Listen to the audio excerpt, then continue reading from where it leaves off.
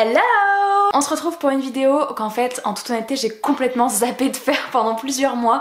La dernière que vous avez eue, c'était en décembre, je crois, ou alors même novembre, et vous m'avez choisi ma lecture de décembre, et je l'ai bien lue en décembre, mais nous sommes en mars, et je n'ai pas retourné ce genre de vidéo. Donc c'est le vous choisissez ma lecture, c'est un style de vidéo que pourtant j'adore faire, et donc j'ai bien lu le livre que vous m'aviez choisi pour le mois de décembre, et je l'ai même lu le 31 décembre, ça a été ma dernière lecture de l'année 2020. Il s'agissait de Oser ses rêves de Elizabeth Lim, qui est donc un des Twisted Tales de chez Hachette Heroes, qui revisite un petit peu les histoires de Disney qu'on connaît. Donc je vais vous donner mon avis sur ce livre et je vais ensuite faire le tirage au sort pour du coup ma lecture du mois d'avril. Mais par contre je voulais vous dire que ce concept va un petit peu évoluer, enfin en tous les cas je vais vous le proposer et à vous de me dire dans les commentaires si ça vous tente. Je vais essayer donc de maintenir ce style de vidéo que j'aime bien, alors comme je faisais avant, une fois par mois, voire une fois tous les 2 mois quand des fois j'oublie de lire le livre ou quand j'ai pas le temps. Je voulais faire la vidéo un petit peu sous un autre concept, plutôt que de revenir vous parler du livre que vous avez choisi puis de faire le tirage au sort. Je voulais en fait, au moment où je décide de lire ce livre, admettons le livre que vous me choisissez pour le mois d'avril, au moment où je décide de le lire, en fait faire un mini vlog lecture que j'intégrerai du coup à cette vidéo, et un mini vlog lecture qui va me suivre sur 1 jour, 2 jours, 3 jours, le temps qu'en fait je lise le livre, que je vous fasse mon avis en direct, et ensuite on se retrouverait dans ce cadre là pour faire le tirage au sort pour les 3.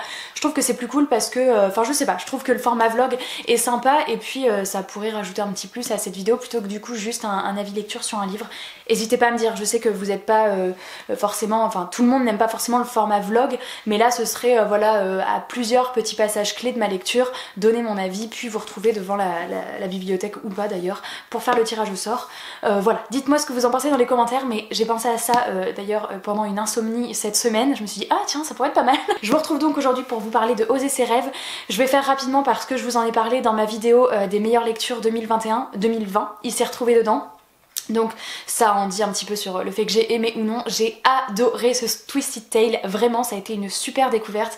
Cendrillon est un Disney que j'adore déjà de base, donc voilà, j'en attendais beaucoup, et là ce que j'ai adoré c'est que vraiment qu'est-ce qui se passerait si Cendrillon n'essayait pas la pantoufle de verre, et du coup c'est ça qu'on va découvrir.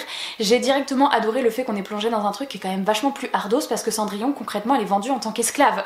Sa belle-mère n'en peut plus, elle donne des sous à un gars qui dit tu l'emmènes loin et que je ne la revois jamais. Genre c'est hyper, c'est un peu glauque quand même au début quand on est dans l'ambiance Disney, mais j'ai adoré ça, j'ai adoré parce que du coup on va suivre ses galères et comment elle va tenter de revenir au palais, de retrouver le prince, comment elle va récupérer en fait la vie qui était normalement pour elle, et j'ai trouvé ça super bien parce qu'en fait on retrouve un petit peu la touch Disney avec quelques clichés des personnages sur des clichés sur les personnages, des trucs où des fois on se dit ouais c'est un peu facile, mais pour autant j'ai adoré tout ce qui a été construit autour, toute cette c'est la création vraiment de cette seconde intrigue qu'on ne connaissait pas, et vraiment le rôle qu'ils ont donné à certains personnages qu'on connaît du Disney, je pense au Grand-Duc, des personnages qui sont un peu secondaires dans le Disney et qui ont une place hyper importante dans celui-là. Il y a des personnages aussi inventés et qui sont rajoutés évidemment, mais vraiment j'ai adoré tout ça, et du coup c'est vraiment un Twisted Tale que j'ai kiffé. Je pense que j'étais à la bonne période de l'année aussi pour le lire, vraiment dans cette ambiance de Noël où j'avais un truc qui allait me faire replonger en enfance, pas prise de tête, un truc où j'allais un peu savoir qu'il y avait une happy end. On se lance dans ce genre de livre, on se dit voilà comment Cendrillon va retrouver son truc, et voilà, et on sent un petit peu qu'il y a la vibe Disney, voilà c'est pas prise de tête. À la fin j'avais le smile, j'ai refermé le livre. C'est une lecture que je conseille franchement si vous êtes comme moi, que vous adorez Disney et que vous avez envie à un moment donné d'un petit bonbon pour plonger dedans, même si il y a des moments où tu te dis mais pauvre Cendrillon. Et du coup c'est parti, nous allons piocher dans ma pile à lire. Alors ma pile à lire qui est actuellement composée de 128 livres, nous allons prendre sur Livre Addict comme d'habitude un livre au hasard, et donc je vais en piocher 3. Alors le premier que je pioche, et alors c'est le dernier que j'ai ajouté à ma pile à lire, il est arrivé hier ou avant-hier ici, donc il aura pas fait long feu dans ma pile à lire si c'est celui-là que vous choisissez. Je vous l'ai même pas présenté dans le book haul, le spoil. Il s'agit de L'Infini, que j'ai reçu de la part des éditions Ozu, donc de Ross Mackenzie, et où on est, alors attendez que je relise le résumé, une jeune fille qui va découvrir une boîte étrange dans les égouts. Ce qu'elle ignore c'est que cette boîte contient un sort et que de nombreuses personnes sont à la recherche de cette boîte, les sorcières, des créatures inquiétantes de la nuit. Bon, il y a toute une histoire de malédiction, de royaume, de magie. C'est un jeunesse, la couve est magnifique, je vous montrerai après. Pour l'instant on va piocher le deuxième livre au sort. Ah, c'est un roman graphique.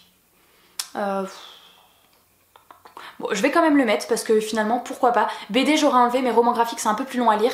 C'est Tant pis pour l'amour, un livre que j'ai reçu à mon anniversaire, donc il y a 15 jours, 3 semaines, par ma copine Marine. Et donc c'est Tant pis pour l'amour ou comment j'ai survécu à un manipulateur. C'est de Sophie Lambda et cette BD a eu, enfin ce roman graphique a vraiment eu des éloges, un truc de fou, et j'ai trop envie de le lire. Et le dernier c'est Les plieurs de temps. Alors attendez, je vous clique sur la couverture.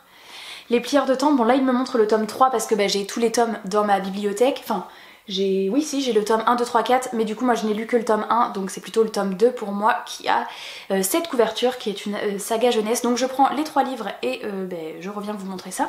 Alors, le premier livre c'est L'Infini, il est trop beau, regardez ces dorures. Donc c'est un livre jeunesse, il n'est pas illustré, par contre les entêtes de chapitres sont très jolies aussi. On a des petits corbeaux. Le deuxième, c'est donc celui-ci, Tant pis pour l'amour, qui est un beau bébé quand même. Enfin, c'est un gros roman graphique. Derrière, hop.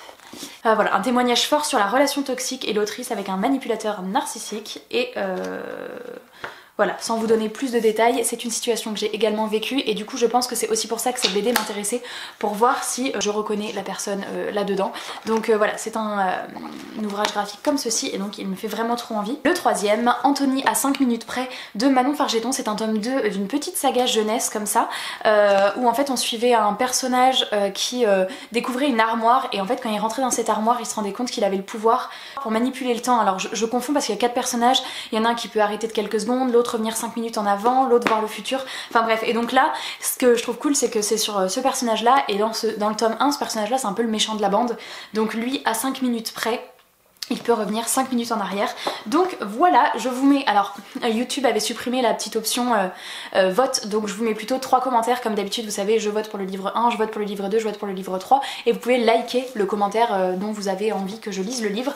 Donc 1, 2 et 3 celui-ci, et puis voilà, d'ici le mois d'avril je regarderai celui qui a eu le plus de pouces sur le commentaire et ce sera ma lecture du mois d'avril. Et donc si le format vous plaît, je le lirai sous forme de petits vlogs et je vous retrouverai à la fin du vlog pour faire le tirage au sort pour la lecture suivante. Et du coup j'espère que ça vous plaira comme ça. Si vous préférez le format actuel, et bien dites-le moi, je resterai comme ça, mais voilà, je trouvais ça cool comme format. J'espère que cette petite vidéo vous aura plu. N'hésitez pas à me dire si vous connaissez ces livres en barre d'infos, que ce soit celui de Cendrillon ou l'un de ces 3 là. Et puis voilà, moi je vous remercie d'avoir regardé cette petite vidéo. Je vous fais plein de gros bisous et je vous dis à la semaine prochaine dans une nouvelle vidéo. Ciao!